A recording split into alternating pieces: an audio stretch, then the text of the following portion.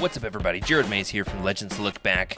Once again, bringing you one of the audio interviews that I was able to record at Legends Con in Burbank, California on September 8th. I really had an amazing time getting to interview Corinna Bechko, who you'll get to hear from in this particular interview. She is the writer for Legacy Volume 2. It was a Dark Horse comic published right at the tail end of the Legends timeline, both chronologically IRL and chronologically in the Star Wars universe.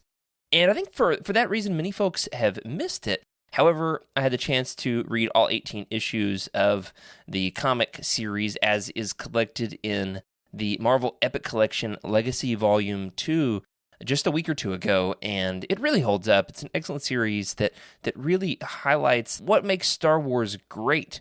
It's got a good team, plenty of heart, well-developed characters, amazing world building, a story that has highs and lows and twists and turns, and, well, quite frankly, it's great. It's really just worth everyone's time. So if you get the chance, check that one out. You can find, of course, the affiliate link in the podcast description below if you'd like to check out your own copy. Once again, thanks to the folks at Legends Con for giving us this amazing opportunity without further to ado, conduct this here's our interview with Corinna Bechko. And can you pronounce your name for me, please? Corinna Bechko. Corinna? Mm-hmm. Okay. Bechko. Bechko. Okay, I'm going to mess that gecko. up. I am fairly certain I'm going to mess that up. And you know what? It doesn't. It's fine. All right. Well, we're going to skip all the preamble because I've got you for a limited time slot here, and we'll give you a proper introduction in post, of course. That's fine. For our listeners. So I'm joined here by Corinna Bechko to talk about her magnificent Star Wars comics Legacy Volume 2, starring Ania Solo. Now, do you say Ania or Anya? Yeah, One, 2 syllables or 3? It's funny. I get that question a lot. I always say Anya. Anya, 2 syllables. Yeah, but you know what? It's a comic, and however you hear it in your head that sounds correct, I would never tell somebody they're wrong. Okay. Their Anya may be different. Sure. Okay. Well, I just want to pronounce it as close to correctly as possible. Ania Solo is such a compelling character. She's a roguish female lead, a type that honestly we don't often see in the EU, especially not headlining their own series. So tell us about crafting Ania Solo. You know, I worked with Gabriel Hardman. He did the art, and that was very intrinsic to the story because her look went along with her, how she acted. Like we talked a lot ahead of time about what sort of character she would be. We really wanted her to be somebody who was making her own way in the galaxy. Yes, her last name was Solo, but this was far enough in the future of everything else that, you know, she really couldn't rely on anything like that. So we just wanted it to sort of be like that. We wanted her to feel very Star Wars, and like you could get some of that Solo feeling from her, but sure, that she'd be her own woman. Sure, that's a great way to put it. She feels like a Solo. She says some Han Soloisms along the way, but also definitely has her own personality and holds her own alongside any protagonist that headlines their own series. How much did you have to intentionally insert the little Han Soloisms into her dialogue versus how much did you have to hold yourself back? I would say it's probably about holding ourselves back because, I mean, I've seen the movies how many times? Times, you know, so it was very easy to internalize that. I think the harder part was to try to figure out exactly how she was and think about her to the point where her dialogue became intrinsic in the same way. Okay, right.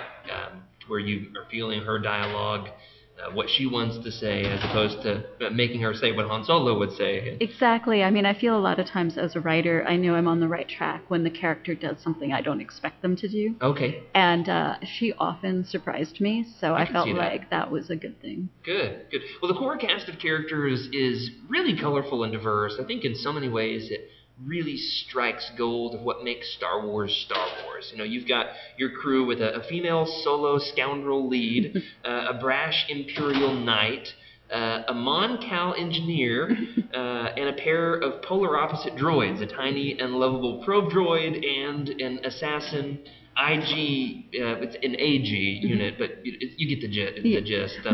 How did you come up with this ensemble, and who was your favorite to write? Oh gosh, um, I had so much fun with our Mon Calamari. I loved writing him. I mean, I loved writing her too, but also, my gosh, I loved that little tiny droid so much. I was always like, oh, I wish I could find somebody to make one of these for me. Of course, I could probably have any droid and just, call that particular, kit bash myself. Sure. But it's funny that you mentioned that. I actually had almost forgotten how much fun it was to write the little guys, too. Yeah, the little probe droid. God, was he ever named in the series? He just kind of came along for the ride. Sure. But I am a zoologist by training, and I mean, there's a lot of animals in Star Wars, but really the pets sometimes are the droids that are less verbal. Okay. And then to me, and because they're even the little pro droids seem to be almost self-aware, so sure. I kind of felt like that was a good way to slip in something like that. Okay, so kind of a pet, if you will. Almost. I mean, not that they don't have self-direction, and certainly your fully realized, like C-3PO, I would never call a pet, but some of the little guys, the little mouse droids or whatever, they kind of seem like a pet. Yeah, definitely. Well, we've talked about the Mon Cal, we talked about the probe droid, we talked about Ania Solo. Let's talk about AG-37. AG-37 makes reference to making a Solo a promise. I'm sure you've heard this so many times over the years. Now, Randy Stradley dismissed the idea that he was R2-D2 in an IG unit's body. Another fan theory is that AG-37 is C-3PO's memory core in an assassin droid's body. Setting all of that aside, can you tell us just a bit about what you had in mind regarding AG-37's past? The sad thing was we actually had something all worked out where we were going to do a whole other because we went right up against when the license went away from Dark Horse. I call it D-Day. Yes, thank you. Disney. The D is Very Disney. much. That's exactly right. So we actually were going to do a whole arc where we explored that and had some flashbacks where he was having some troubles with like putting things together, and it was going to be this whole drama about that, and we were going to totally explain that. And no, neither of the fan theories were what we had in mind. Okay. But now that did happen, that the license went, I figure anybody who has a theory, if they really think that's how it should be, for you, yes, let that happen, because it's never, I can't tell you you're wrong because I can never write that. Yeah, so. At this point it's in our hands. Exactly. Well, the C-3PO theory doesn't quite work because it's not his speech pattern. It's not how he thinks. It's not how I he don't acts. feel like he would ever be like that. That feels wrong to me. But hey, if it feels right to somebody else, Well, who am I to say? I'd run across that theory online a number of months ago. Could have been years ago. And then the newest, what is it called? The Marvel Epic Collection. Contains all 18 issues of Legacy Volume 2. The very back has a little blurb. You've seen this. Mm-hmm. And it says, also telling the final fate of C-3PO. And I wondered if that was poking fun at the fan theory, or if it's just in reference to that extra visionary story. You were not the first one to ask me that about that. And I don't know, but I'd be interested to find out. Sure. Well, there's a theme that runs through the series. We talked about the characters. Let's talk about its thematic elements. There's a theme that runs through the series about how our pasts affect our present and our futures. Mm-hmm. Why was this theme important to you, and how did you use Legacy to convey it?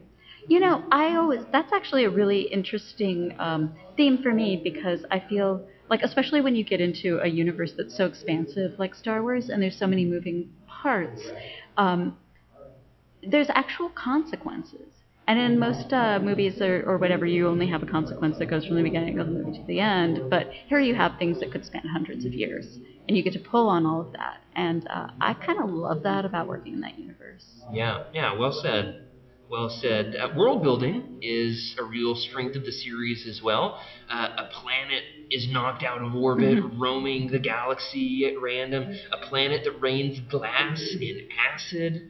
What's your approach to crafting unique environments in a playground where, to be honest, it seems like everything's been done already? That was a hard thing to do. They actually, when we were hired to work on it, our marching orders were show us something we haven't seen before. Wow. Which was not easy. No. We've seen a lot. Right. I mean, but it's a big galaxy, a big universe, and we just really tried to think through some things that would have dramatic weight and feel like Star Wars, but be new and go places, not just go back to Tatooine. They actually told us, don't go back to Tatooine. They told you not to. They right. told us, because everybody wants to go to Tatooine, Sure. because of course.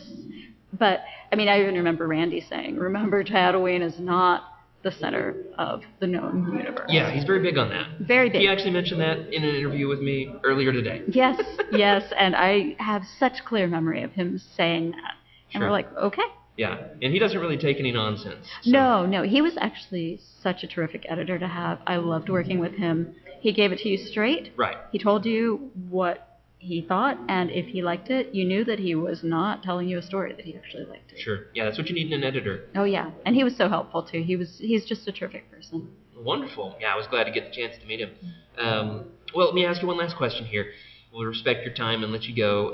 Obviously, the Legends canon split happened in the middle of your series. You've mentioned it briefly already. But what else can you tell us about how that altered your original plan for the book? It is nice that you were able to wrap it up. The story, yeah. So many folks, they say to me, should I read this? Does it actually end? And I say, yes, absolutely. It's very self-contained, though you can tell there was more to come.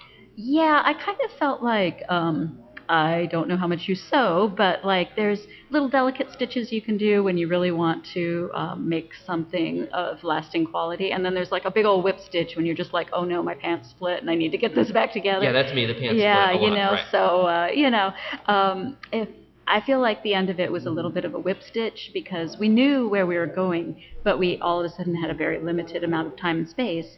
And comics, a picture is worth 1,000 words. But you still need enough pictures for all of your words, and we did not have quite enough, honestly. And yeah. It was supposed to be much more expanded. We told the story, but it was in a very condensed form. Yeah, there's little things like the bits and pieces about AG-37's past and things like that, where there's more to come, and it doesn't quite get there, and you realize, well, at least they tied up the main plot. Yeah, we were supposed to have a lot more space, and the arc that's there at the end would have taken a lot more space, so there would have been room to expand all of these things and for character development. And as it was very much like they came in a door and they went out a door, and that's all, folks. Right. Well, thank you so much for your time today. It's a pleasure getting the chance to meet you. I would highly encourage fans out there to pick up Corinna's her work in Legacy Volume 2. It's been most recently collected in the Marvel Epic Collection, Legacy Volume 4. So there's a little bit of confusion for you in classic. So many numbers. Classic Star Wars fashion. Your series is Legacy Volume 2, but these days it's Legacy Volume 4. And it's the one with Ania Solo. That's what I tell people. The one with Ania Solo. Ania Solo is an easy name to remember, so yeah. That's right. Well, thank you so much. Thank you.